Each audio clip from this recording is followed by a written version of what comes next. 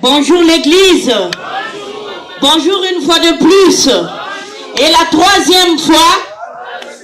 Alléluia. Dans la maison du Seigneur, tout se crie. Dans la maison du Seigneur, tout se crie. Dans la maison du Seigneur, tout se crie. Alléluia. Nous allons lire dans Romains chapitre 8, verset 1 jusqu'au 8e verset. Lisons donc au nom du Seigneur. Il n'y a donc maintenant aucune condamnation pour ceux qui sont en Christ. Oh, alléluia. Qui ne vivent pas conformément à leur nature propre, mais conformément à l'esprit. En effet, la loi de l'esprit qui donne la vie en Jésus-Christ m'a libéré de la loi du péché et de la mort. Car ce qui est impossible à la loi parce que la nature humaine la rendait impuissante, Dieu l'a fait.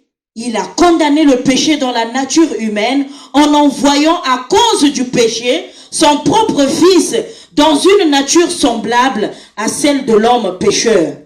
Ainsi la justice réclamée par la loi est accomplie en nous qui vivons non conformément à notre nature propre, mais conformément à l'esprit. En effet, ceux qui se conforment à leur nature propre se préoccupent des réalités de la nature humaine, tandis que ceux qui se conforment à l'esprit sont préoccupés par ce qui est de l'esprit. De fait, la nature humaine tend vers la mort, tandis que l'esprit rend vers la vie et la paix.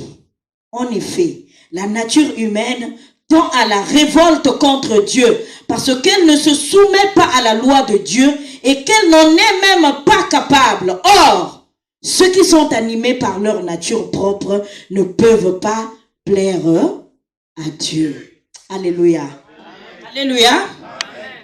Nous allons prier.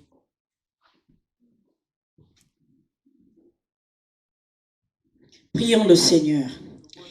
Éternel mon Dieu, mon roi, je te bénis une fois de plus parce que Seigneur, tu connais le cœur de tout un chacun de nous. Tu connais le besoin de ton peuple et tu connais, Seigneur, ce dont ton peuple a besoin.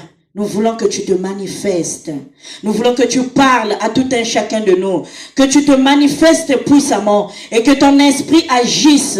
Seigneur, nous voulons être diminués et que tu croisses en nous. Dans le nom de Jésus, nous détruisons tout ce qui vient, Seigneur, pour contrecarrer ton évangile. Manifeste ta gloire, non pas à nous, mais que toute la gloire te revienne. Dans le nom de Jésus, nous avons ainsi prié. Amen. Amen. Alléluia. J'ai toujours dit que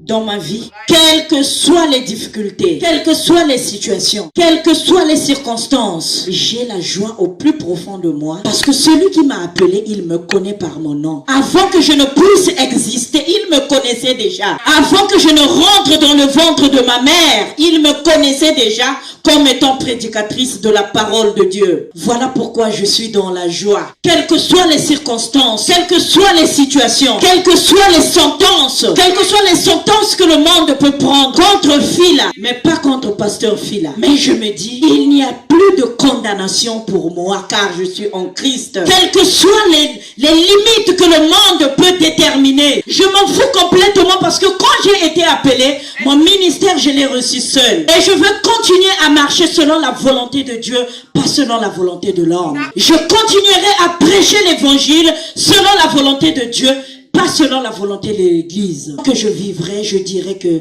il n'y a plus de condamnation pour moi.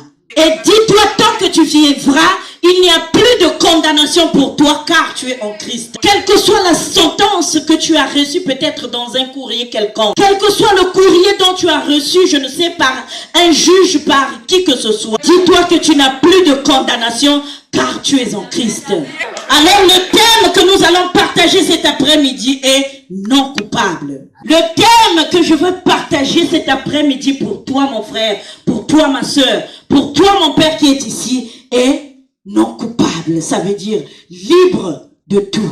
Quand nous regardons l'itinéraire de l'apôtre Paul, nous voyons que c'était un homme qui était consacré à sa vocation. Vrai ou faux? Il a rencontré des difficultés énormes dans sa vie, tant dans sa vie charnelle, tant sur le ministère. Mais c'était un homme qui était fixé car il savait celui qu'il avait appelé. Alors dans cette lettre qui a été destinée au peuple romain, alléluia, n'est pas seulement pour le peuple romain, mais aussi c'est pour toi et moi cet après-midi. Alors Paul, dans cette lettre, il va premièrement se présenter.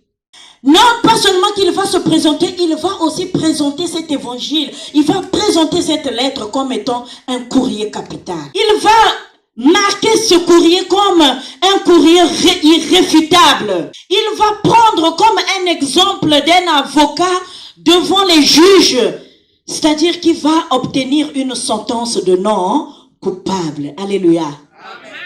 Il va écouter parler de cette église, puisque c'est une église qu'il n'a pas créée lui-même. Ni lui, ni les apôtres n'ajoutent pas. Ni lui, ni les apôtres ne l'ont pas créée. On va arriver. Ils ne l'ont jamais visité également. Mais comme étant un homme de la parole de Dieu, un homme plein d'amour, il les a aimés, même avant de les avoir vus. Oh, alléluia. Est-ce que nous pouvons nous aimer réellement? Avec un amour pur. Si nous regardons, cette église a été probablement créée par les Juifs qui revenaient lors de la Pentecôte. Alléluia. Qui ont été convertis lors de la Pentecôte. Et donc, en retournant, ils ont été touchés et ils ont évangélisé et l'église a été créée par la grâce du Seigneur. Alléluia. Voilà pourquoi nous devons évangéliser. Chacun de nous doit faire sa part. Chacun de nous doit chercher à évangéliser afin que cette église puisse croire. Non pas seulement c'est le devoir du pasteur, mais chacun de nous aussi a un devoir d'évangéliser. Et non de dépeupler l'église et de peupler le camp du diable.